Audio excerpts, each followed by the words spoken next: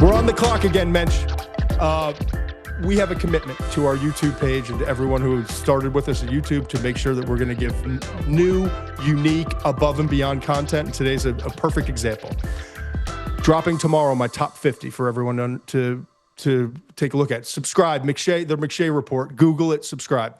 It will be in your inbox tomorrow morning. It's the pre-combine top 50 updated prospects list.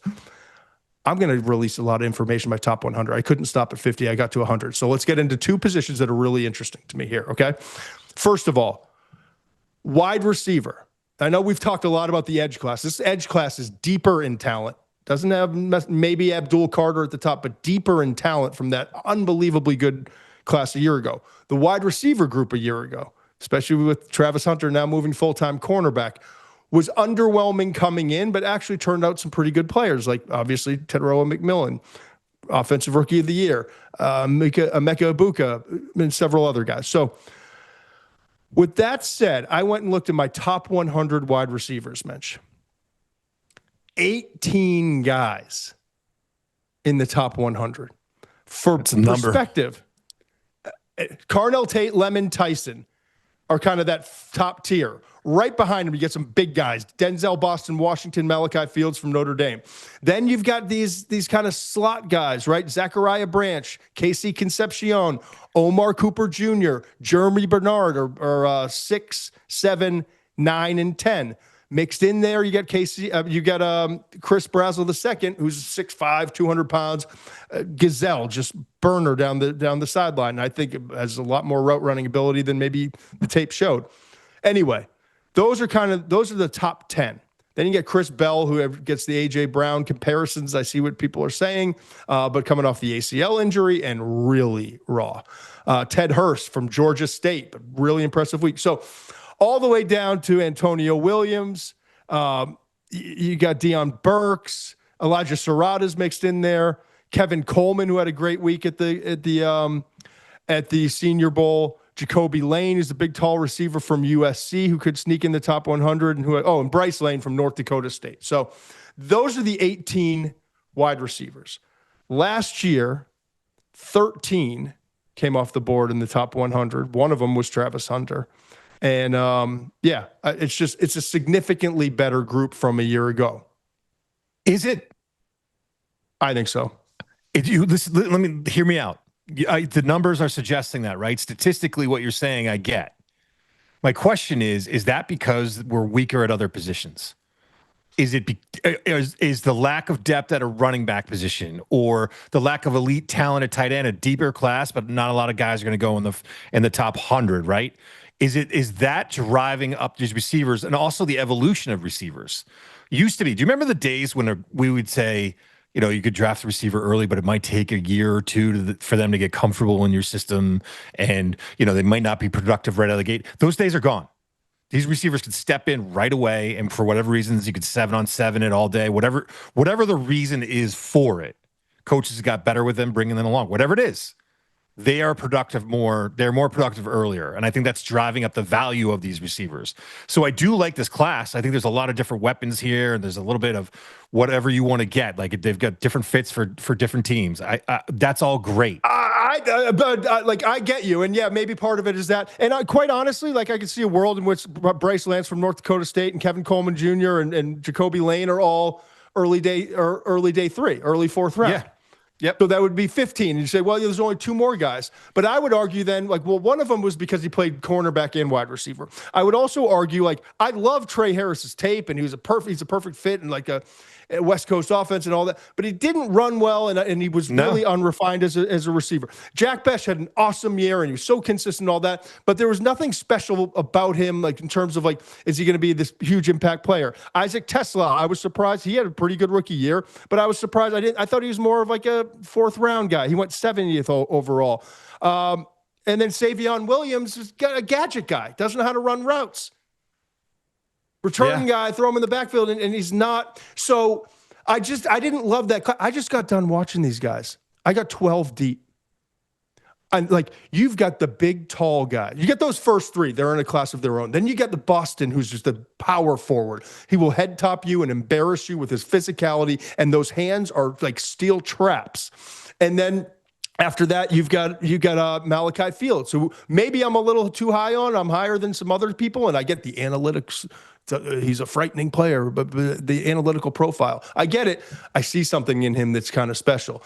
Brazel is another 6'5" receiver. He's not built like the other guys. He's lean, but he can get in and out of breaks. He broke someone's ankles. And I'm told we're 5 minutes in here, and that's fine. But he broke that Georgia cornerback's ankle. I saw that. Like you saw other instances. And then you've got all these tough slot guys. And I mentioned tough before I talk about speed or run after catch or any of that. Like, I'm telling you, some of the toughest players in this freaking class are Zachariah Branch, Concepcion, not over the middle, but like contact balance. And the best blocker in this entire class, maybe a 6 foot or just sub 6 foot guy, and Jeremy Bernard, who's a perfect fit in a Kyle Shanahan type of offense. And then Chris Bell, when he comes back from injury, could have, I'm not saying he's A.J. Brown, but my gosh, if you could teach him how to run some routes and if he ever wants to block a little bit. And Ted Hurst is a 6'3" plus receiver. Surratt in the national championship team with the back shoulder fades. Deion Burks is going to blow up the combine. There's talent everywhere here, man. All right, sorry. Let's transition. No, it's a good group. It is a good group. We get plenty of time to talk about it after the combine. The offensive tackle, right in your wheelhouse. The shelf I remember last year of Will Campbell, Membu, Banks, Connerly, Josh Simmons, Ursery, Belton, Trapilo. After that, I felt like it was a massive drop-off, and so did general managers I talked to in the league, when you got to like Emory Jones and Caleb Rogers and beyond. That was 8 guys deep that went 24 picks into the second round of 56. This year's drop-off is not dissimilar, and I think there's a significant drop. Throw that back up, Tucker, real quick. Maui Noah, Fano, Freeling, Blake Miller, Caleb Lomu.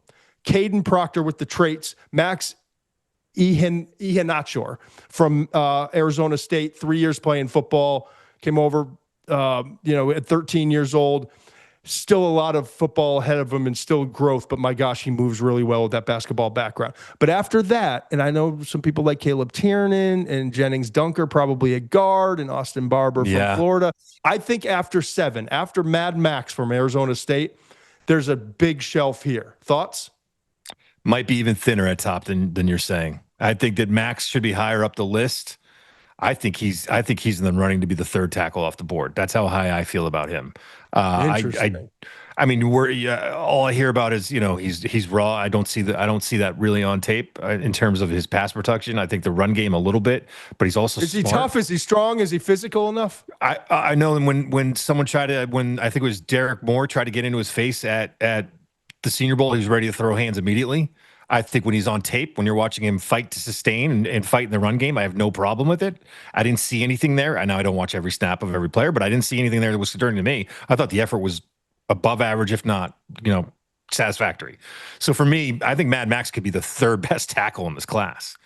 I have my concerns about Blake Miller, Monroe Freeling. I think he's got a high ceiling, but he's not there yet. Caleb Proctor is the same guy that has been all year. He scares the crap out of me. Scares me to death because everyone's going to talk about the tools and the body fat and how well he moves and all of that. And then you throw on the tape and you're saying to yourself, how is the technique and the footwork still this raw at this point in his career?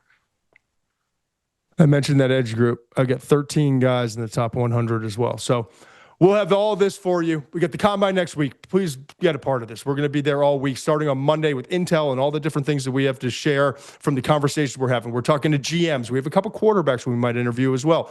And all of those stuff previewing the combine until Thursday, and then we'll cover it every night after the workouts, Thursday night, Friday night, Saturday night. Then we'll be back Monday morning. Please join us. We'll have content for you here on YouTube and also on Netflix, Spotify, Apple, and wherever else you get your podcasts. 5 stars, Mitch.